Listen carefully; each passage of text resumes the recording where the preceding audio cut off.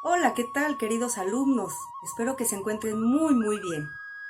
El día de hoy vamos a ver un tema muy interesante que es la música prehispánica. Espero que les guste. Se considera como música prehispánica de México toda aquella que está dentro del periodo arcaico hasta la llegada de los españoles.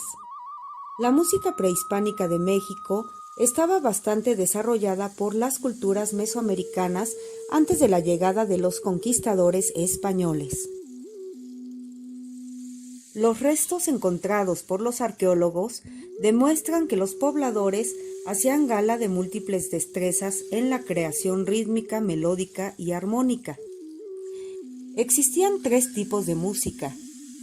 Primero, la música ritual, la cual utilizaban en ceremonias o rituales como bodas, nacimientos, sacrificios y funerales.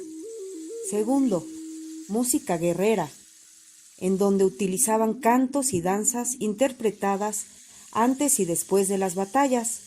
Y tercero, música recreativa, en la cual se ejecutaba en los bailes llamados mitotes y las fiestas públicas. En México se ubicaron los náhuatl en la zona central y los mayas en la parte sur. Por su parte, los totonacas, los oaxacas y los olmecas estuvieron a lo largo del Golfo y los tarascos en Occidente. El idioma náhuatl era utilizado por parte de los habitantes prehispánicos en México. La tlaxotzonalistli, que quiere decir música, es una de las áreas de estudio más ricas hasta la fecha. En la región se han realizado muchas excavaciones y los instrumentos encontrados han sido muy variados. Sin embargo, se presume que la música prehispánica se basaba en una escala de 5 notas, es decir, que era pentatónica. Los pobladores iniciales de lo que hoy se conoce como México consideraban la ejecución musical como vía directa para la comunicación con sus dioses y con sus difuntos. La música y el canto tenían su dios, Xochipilli. La fuerte religiosidad de los habitantes otorgaba a los cantos y ritmos propiedades esotéricas de protección, invocación y fuerza, y la usaban también para la elevación espiritual. Por esta razón, la música se consideraba un arte sagrado.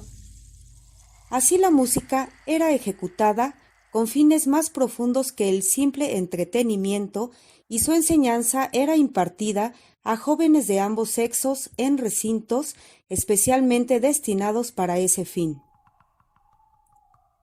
Estos lugares eran llamados tepochcali, lo que se traduce como casa de jóvenes.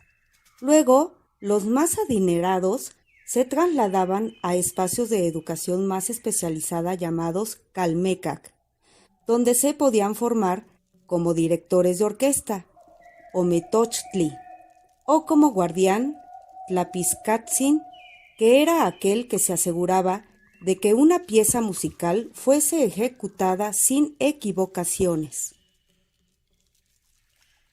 Además, se impartía formación en composición en canto, cuacuapique, para intérprete de caracol y flautas, tlamacasque, y para ejecutante de percusión e intérprete de canto, cuacuacuitzin.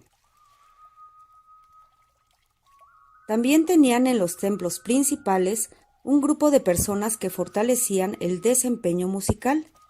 El canto, la danza, la poesía y la música tenían un carácter místico. En los actos y ceremonias se reunían todos los pobladores y llevaban a cabo estas artes al mismo tiempo.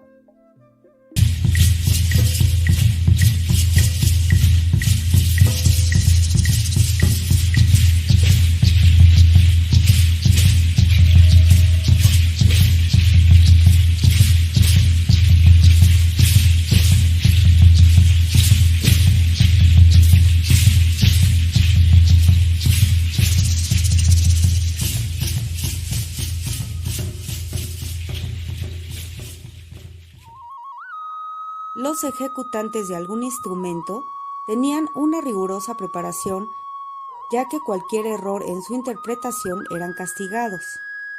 Cualquier equivocación se consideraba ofensiva para los dioses. Sin embargo, para compensar tal grado de exigencia, también eran honrados con distinciones sociales, las cuales los hacían sobresalir del resto de los pobladores. Eran identificados con el cordel que llevaban en sus cabezas, mecatl. Esto les permitía gozar de ciertos privilegios como no pagar impuestos y recibir jerarquías especiales en los templos.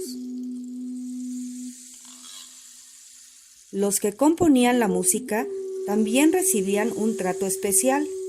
Eran reverenciados y resguardados en lugares especiales llamados Mixcoali, Casa del Fuego, por considerárseles personas especiales en Tenochtitlán. Según la mitología, el nacimiento de la música en tierras mexica es un producto de un obsequio sagrado. Cuentan las leyendas que el dios Eecatl fue el encargado de convocar a las cadencias musicales. Las trajo desde la morada del sol, que los náhuatl denominaban Tonatiuh-Huichan, un espacio celestial donde habitaban los seres bendecidos con habilidades musicales. Esto nos permite comprender la importancia de la música en sus actos ceremoniales. No hay una fecha exacta donde se determine la primera ejecución musical, pero se cree que fue cuando se desarrolló la lengua. Modulaciones al hablar, acompañadas con percusiones generadas por el cuerpo, golpeteos con manos y pies, debieron ser los primeros elementos que dieron ritmo y melodía a la música ancestral. Posteriormente, se fueron incorporando otras piezas para reproducir sonidos que imitaran a los de la naturaleza, como cantos de las aves, lluvia, trueno, rugido de los jaguares, sonido de las serpientes, etc. Y al pasar de los años, fueron creando los instrumentos para realizar sonidos más complejos. Estos sonidos podían comunicar ideas, estados de ánimo, motivar a grupos para el trabajo o la guerra. A través de sus ritmos y melodías, los habitantes de las tierras mexicanas respondían, rogaban y celebraban la naturaleza, a las plantas para que produjeran frutos, a las nubes para que lloviera y a los dioses para que fuesen benévolos. La creatividad y el ingenio dieron lugar a instrumentos primitivos fabricados con formas inspiradas en la naturaleza, como medialunas, cabezas de animales y flores, entre otros, hechas con diversos materiales de origen animal, mineral y vegetal. Algunas de estas formas eran flautas hechas con fémures perforados, silbatos de hueso para imitar sonidos de animales, ocarinas de barro y vasijas de arcilla en forma de animal. Cuando estas últimas se llenaban de agua, generaban sonidos parecidos al dejar entrar y salir las corrientes de aire por orificios.